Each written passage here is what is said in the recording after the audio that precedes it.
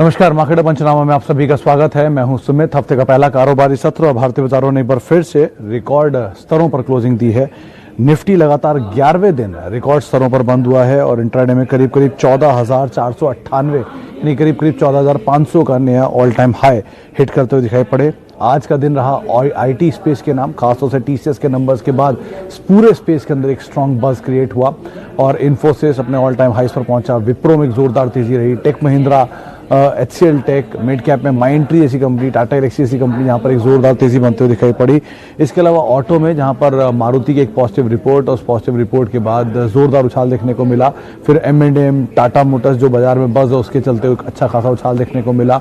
Bajaj auto से शेयरों में एक जोरदार तेजी देखने को मिली और FMCG जिसको HUL लीड कर रहा था पिछले सत्र की तेजी और आज की तेजी में, कोलगेट जहाँ पर एक अच्छी खासी खरीदारी आज के सत्र में बनते हुए दिखाई पड़ी और बाकी पूरा FMCG पैक भी एक अच्छे सपोर्ट के साथ कामकाज कर रहा था। इसके अलावा निफ्टी आईटी जो कि लगातार तेजी में है, 2 सत्रों में ही महज करीब 7% का एक जोरदार उछाल ये इंडेक्स दिखा चुका है। ऑटो इंडेक्स में भी लगातार तीसरा दिन है जबकि आज तेजी का रुख बनता हुआ दिखाई पड़ा। हालांकि आज बैंकिंग स्पेस में थोड़ा दबाव था, मिड कैप स्पेस में आज बहुत ज़्यादा फायरवर्क नहीं था, वहां पर भी कुछ हद तक प्रेशर बनता हुआ दिखाई पड़ा। लेकिन निफ्टी बैंक ये लगातार चौथा दिन है जबकि वहाँ प्रेशर रहा। रिलायंस जहाँ से प्रेशर आ रहा था 1900 के नीचे आज ये पहुँचता हुआ दिखाई पड़ा और मिड कैप इंडेक्स जो कि लगातार 8 दिनों की एक जोरदार तेजी दिखा रहा था, उन 8 दिनों की जोरदार तेजी के बाद आज कुछ हद तक यहाँ पर प्रॉफिट टेकिंग आते हुए दिखाई पड़ी। तो ओवरऑल एक और शानदार सत्र रहा फ्रंटलाइन इंडेक्स में, स्पेशली आईटी स्पेस के लिए, जहाँ पे एक नंबर्स के चलते खरीदारी का दौर देखने को मिला और साथ साथ ऑटो भी कुछ हद तक सपोर्टिव आता हुआ दिखाई पड़ा। चलिए अब सवाल जवाब का सिलसिला शुरू कर लेते हैं। सबसे पहला सवाल गोदरेज कंज्यूमर पर राजकुमार साहब का और कैडिला पर भी। राजकुमार साहब, गोदरेज कंज्यूमर रिसेंटली इनके सेल्स के एक आंकड़े उन्होंने जारी किए थे कि किस तरह की Q3 के नंबर्स आए हैं। नंबर्स हालांकि साउंड थे लेकिन बाजार कुछ हद तक उसे पहले से बचाए बैठा था। कुछ बाइंग आई है उन लेवल से और बहुत लंबे समय से गोदरेज कंसोलिडेट भी कर रहा है। आप एटलीस्ट उन नंबर्स के ग्राउंड पर तो इसके अंदर बने रह सकते हैं। वैसे भी कंपनी बुरी नहीं है लेकिन आप समय दे सकते हैं तो उसमें ज़रूर बने रहिए। और कैडिला ऑब्वियस ही बात है, एक अच्छी फार्मास्यूटिकल स्पेस की कंपनी है, दिग्गज है अपने स्पेस में और कई सेक्टर्स में और कई जो इसके सब सेगमेंट्स हैं उनमें लीडर भी है। तो आप एटलीस्ट दोनों कंपनी बने रह सकते हैं। ऐसा फिलहाल ऐसा कोई प्रॉब्लम यहाँ नहीं दिखाई पड़ रहा है। इसके अलावा टाटा मोटर्स पर सचिन चावड़ा साहब का एक सवाल है। सचिन जी, आज एक खबर बाजार में थी कि एक टेस्ला के साथ टाई अप हो रहा है। हालांकि बज़ है, प्योर बज़ है, हर्ड ऑन द स्ट्रीट है, ऐसी कोई पुष्टि नहीं है इस खबर की कहीं से भी, लेकिन एक इस टाई अप की खबरों के बीच में शेयर चलना शुरू हुआ और 10% के आसपास का उछाल दिखा रहा है कि टेस्ला के साथ टाई अप कर सकता है और टेस्ला इंडिया में जो भी प्रोडक्ट बनाएगी वो टाटा मोटर्स के थ्रू बनाएगी। अभी तक इस खबर की पुष्टि नहीं है, तो अगर पुष्टि नहीं आती है तो ज़रूर प्रॉफिट टेकिंग आएगी, लेकिन अभी इस खबर के चलते आज इतनी उछाल देखने को मिला। मीडियम टर्म में CLSA की रिपोर्ट 220 रुपये का टारगेट, ये लगातार इस पर बातचीत भी हुई है, तो आप उसी हिसाब से इसमें बने रह सकते हैं। अच्छा, आगे बढ़ते हैं। एक सवाल है ट्राइडेंट को लेकर SK तोहित साहब का। तोहित साहब, ट्राइडेंट के नंबर कुछ ही दिन में आने वाले हैं और मार्केट इसकी डिस्काउंटिंग भी शायद करे जल्दी। अब इसका एक डिस्काउंटिंग प्रोसेस भी शायद बनता हुआ देखें। करीब 16 रुपये 15 रुपये के रेंज में ही शेयर अभी कामकाज कर रहा है। बड़ी मूव इसने दिखाई है रिसेंटली, 11-12 रुपये से चलकर रादर 7 रुपये से कहेंगे 14 रुपये आया था, लेकिन उसके बाद 11-12 से इसमें तेज़ मूव आया, तो अभी कंसोलिडेट कर रहा है। हो सकता है कुछ और मूव बनता हुआ दिखाई पड़े, आप उसके हिसाब से इसमें कॉल लीजिए, नंबर्स पे नज़र रखिए क्लियरली। कैडिला पे हम बातचीत कर चुके हैं। अच्छा, should we book profit in IT share और वेट? मित्तल साहब, स्पेसिफिक स्टोरी है। TCS में नंबर आ चुके, सारे प्रोसेस डन हो गए, बाय बैक हो गया, नंबर हो गए, तो अब शायद प्रॉफिट टेकिंग आए। एक इन्फोसिस अपने ऑल टाइम हाइस पर है, नंबर्स को ही डिस्काउंट कर रहा है। टाटा एलेक्सी अच्छे नंबर आए तो डिस्काउंट कर देगा प्रॉफिट की, ऑलरेडी 30% का मूव दे चुका है पिछले कुछ एक दिनों में। हैप्पीएस्ट माइंड जो भी चलना शुरू हो रहा है तो वहाँ की सिचुएशन कुछ और ही बनेगी। टेक सोल्यूशन जैसी कंपनियों में एक सडन स्पाइक आया था, वो भी निकल सकती है नीचे की तरफ। तो अलग अलग स्टॉक्स पे सिचुएशन बनते हुए दिखाई पड़ेगी, आप उसके अकॉर्डिंग कॉल लीजिए। विप्रो में भी हो सकता है कि थोड़ी सी प्रॉफिट टेकिंग बनते हुए दिखाई पड़े, तो आप अकॉर्डिंगली और अपने रणनीति, अपने नज़रिए के हिसाब से, अपने उसके हिसाब से ही आप फैसला यहाँ पर ले सकते हैं। आगे बढ़ते हैं। एक सवाल है प्रभाकर साहब का टेक सॉल्यूशंस को लेकर। प्रभाकर साहब, टेक सॉल्यूशन के केस में 48 रुपये का शेयर अब 63 रुपये की रेंज में कहीं, अगर मैं गलत नहीं हूँ तो पहुँच गया है। रिसेंटली इसमें कुछ ब्लॉक हुआ था, उस ब्लॉक के बाद ये शेयर चला है। राधा 56 रुपये 57 रुपये की के आसपास में कहीं ब्लॉक हुआ था, जिसके बाद शेयर में का एक स्पाइक आया था। लेकिन 48 रुपये से शेयर लगातार चल रहा है। कुछ बड़े HNIs की बाइंग की भी यहाँ पर कुछ खबरें थी, उसके आधार पर भी चलता हुआ दिखाई पड़ा था। तो ये दोनों ट्रिगर और इन दोनों ट्रिगर के आधार पर इस शेयर में जो मूव है वो अब कुछ हद तक प्रॉफिट टेकिंग में कन्वर्ट हो सकता है ऊपरी स्तरों पर। तो आपको अगर प्रॉफिट है और रीजनेबल है तो आप लेकर निकल जाएं, वही ज़्यादा बेटर रहेगा। अच्छा, HDFC AMC सोलंकी साहब, डिपेंड, अगर आपका नज़रिया लंबी अवधि का है तो आप ज़रूर बने रहें इसमें, और अगर छोटी अवधि का है और प्रॉफिट में है तो आप लेकर निकल भी सकते हैं, नीचे के लेवल पे दोबारा एंट्री कर सकते हैं। रिलायंस, इस पर सवाल मोहम्मद अजीम जमाली साहब का। जमाली साहब, रिलायंस इंडस्ट्रीज़ आज 1900 के नीचे पहुंच गया और अभी भी देश की नंबर 1 ही कंपनी, डिस्पाइट TCS की इतनी बड़ी तेज़ी की आज 12 लाख करोड़ की TCS मार्केट कैप पहुंच भी गया तब भी। अब आने हैं नंबर इसके जो भी शायद 22 तारीख के आसपास है, तो कोई कंफर्म डेट नहीं इशू की है, लेकिन अनुमान है बाजार में कि शायद 20 की रेंज में या 20 के बाद कहीं इनके नंबर्स आते हुए दिखाई पड़ेंगे। 4 पैरामीटर में नंबर अगर आप देखेंगे तो रिटेल के नंबर डीमार्ट से क्लियर है कि अच्छे नंबर ही आ सकते हैं। टेलीकॉम के नंबर से भी अवेटेड है किस तरह के आंकड़े रहेंगे, लेकिन हाँ, पेट्रोकेम में अगर प्राइसेस का हाइक है या ऑयल एंड गैस में नए आउटपुट का इम्पैक्ट है तो नंबर अच्छे आ सकते हैं। ये भी मार्केट का अनुमान मान के चल रहा है, और इस भाव पर हर बुरी चीज़ को ऑलरेडी डिस्काउंट कर चुका है। आप भूले नहीं कि 2450 का हाई और वहाँ से शेयर 1890 या 1900 की रेंज में तो ऑलरेडी 25% करेक्ट हो चुका है, निफ्टी का सबसे बड़ा स्टॉक। तो अब बहुत बुरी चीज़ें तो उसमें डिस्काउंटेड हैं। अब यहाँ से डाउन साइड की उम्मीद बहुत ज़्यादा लगती भी नहीं है। कोई भी बुरी खबर अगर आती है बड़ी से बड़ी तो बाजार उसको एक झटका देके वापस खींचेगा। तो आप अभी तो एटलीस्ट बने रह सकते हैं, और अगर नीचे मिले तो आप एक्यूमुलेट भी कर सकते हैं।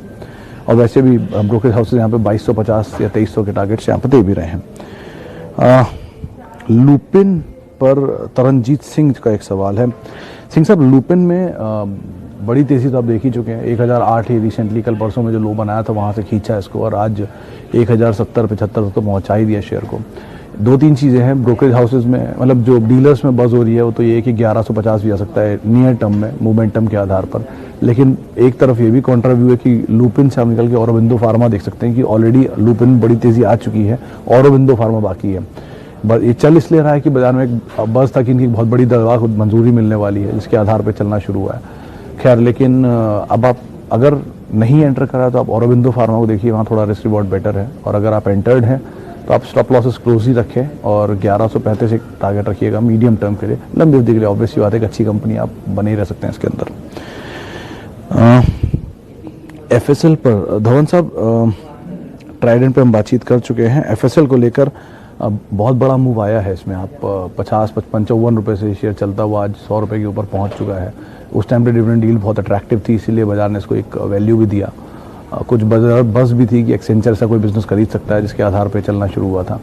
तो बेटर यही है कि अगर आप रीजनेबल प्रॉफिट में हैं तो थोड़ा थोड़ा करके निकल सकते हैं। बेटर साइड पर अब हैप्पीएस्ट माइंड दिखाई पड़ रहा है, नीचे के लेवल पर है। बर्गर किंग देख सकते हैं, अगर एक झटका और नीचे का दे दे तो एंकर बुक खाली हुई है इसकी, आज थोड़ी बहुत, कल और इम्पैक्ट आएगा। तो 2-3 झटकों के बाद आप नीचे इसको ले सकते हैं। तो इस तरह की कंपनीज को आप फोकस करें। FSL से आप एक बार को निकल भी सकते हैं। अच्छा, बिरला सॉफ्ट, रॉकी साहब का सवाल है। बिरला सॉफ्ट 50 शेयर 250 रुपये के दाम पर। सर, ये सबसे ज़्यादा चलने वाला शेयर है जहाँ तक मेरी याददाश्त कहती है IT स्पेस में।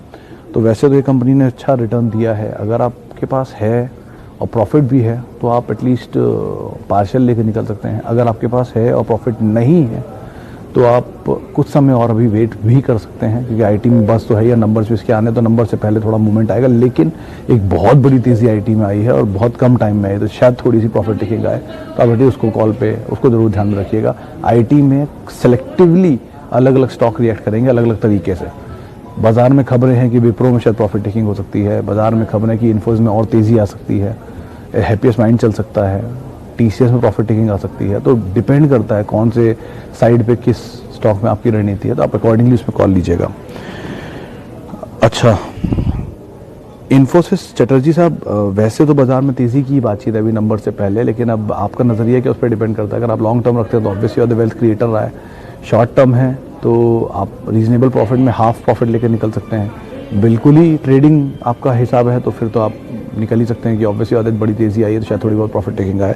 लेकिन शॉर्ट पे अभी कोई जाना चाह नहीं रहा है किसी भी IT कंपनी में, डिस्पाइट नेगेटिव न्यूज़ के भी। तो आप अभी तो एटलीस्ट बने रहें, लेकिन अपनी रणनीति अपनी नज़रिए के हिसाब से ही आप तय करिएगा। लेकिन स्टॉप लॉसेस क्लोज रखिएगा। अगर आप प्रॉफिट में हैं तो आप 10 रुपये 20 रुपये नीचे का स्टॉप लॉस रखें और अगर वो क्लिक हो जाए तो रुक जाइए, फिर दोबारा नीचे की तरफ आप एंट्री कर सकते हैं। अच्छा, आगे बढ़ते हैं। प्रियंका जी का सवाल है एलटी फूड्स के ऊपर। प्रियंका जी, अभी रिसेंटली खबर दी कि वियतनाम ने पहली बारी इंडिया से चावल खरीदा इन डिकेड और सो। वैसे तो ये खबर पॉजिटिव है राइस स्पेस के लिए। अब रियलाइजेशन कैसा रहता है, कैसा दाम मिलता है, कैसी ट्रिगर बनते हैं आगे, उस पर डिपेंड करता है। लेकिन हाँ, तो चावल कंपनियों में आमतौर पे बजट के आसपास कुछ भी फैसले आते हैं तो मूव आएगा। तो अभी तो आप बने रहिए, इस क्वार्टर के नंबर भी ठीक ठाक ही दिख रहे हैं इनके, बने रहिए आप। प्रॉफिट अगर आपको मिलता है तो आप थोड़ा थोड़ा करके निकलती जाइएगा और कोशिश करिएगा बजट से पहले पूरी तरह से इसमें से एग्जिट कर जाए और कैश पे बैठें। फिर नीचे मिले कुछ तो आप वहाँ पर एंट्री कर सकते हैं। अच्छा, दीपक जी का सवाल है कि लॉन्ग टर्म इन्वेस्टमेंट शेयर और ईटीएफ। देखिए दीपक जी, हमेशा मैंने एक ही बात बोली इसी प्लेटफॉर्म पे, Reliance, TCS, Infosys, HDFC bank और एचयूएल, ये 5 नाम हैं जो इंडिया की टॉप 5 कंपनीज हैं। इनमें से कोई भी कंपनी आप एसआईपी फॉर्म में ले सकते हैं कभी भी। एसआईपी फॉर्म मतलब आज 2, अगले हफ्ते 2, अगले हफ्ते 2, 4, 6, 8, जैसे आपका एपेटाइट हो, या हर महीने खरीद सकते हैं। ये आपको कभी टेंशन नहीं देंगे, इजीली आपकी वेल्थ क्रिएट करते रहेंगे। और आप देख भी लीजिए एचडीएफसी बैंक कैसा चला, इन्फोसिस कैसा चला, टीसीएस कैसा चला। आपको लग रहा हो इतना चल गया, आप कैसे चल रहा, तो नीचे भी कभी मिलेगा तब आप ले लीजिएगा। और साथ साथ गोल्ड ईटीएफ। तो ये 3-4 चीज़ों का आप एक पोर्टफोलियो काइंड ऑफ बना लीजिए, उसके अकॉर्डिंग अपनी कॉल लीजिए, वो ज़्यादा बेटर है। मिड कैप में जो उस कंपनी या उस सेक्टर की लीडर है उसमें जाइए, जैसे पीडीलाइट हुआ, एक अच्छा लीडर है, उसमें आप जा सकते हैं। बालकृष्ण इंडस्ट्री हुआ, अपने सेगमेंट का लीडर, उसमें जा सकते हैं। जुबिलेंट फूड हुआ, नीचे अगर मिल जाता है वहाँ पर उसमें जा सकते हैं। तो हर कंपनी के लीडर को पकड़िए, चाहे वो फ्रंट लाइन का हो या मिड कैप का, और उसमें पैसा डालते रहिए over a period of time. कोई ऐसी ट्रबल नहीं आनी चाहिए। चलिए, इसी नोट के साथ फिलहाल अब मार्केट पंचनामों को समेटते हैं। जिनसे हम बातचीत नहीं कर पाए उनसे माफ़ी, और जिनसे हमने बातचीत की उनका बहुत बहुत शुक्रिया हमारे साथ जुड़ने के लिए, अपने सवाल पूछने के लिए। आप मेरे साथ जुड़ सकते हैं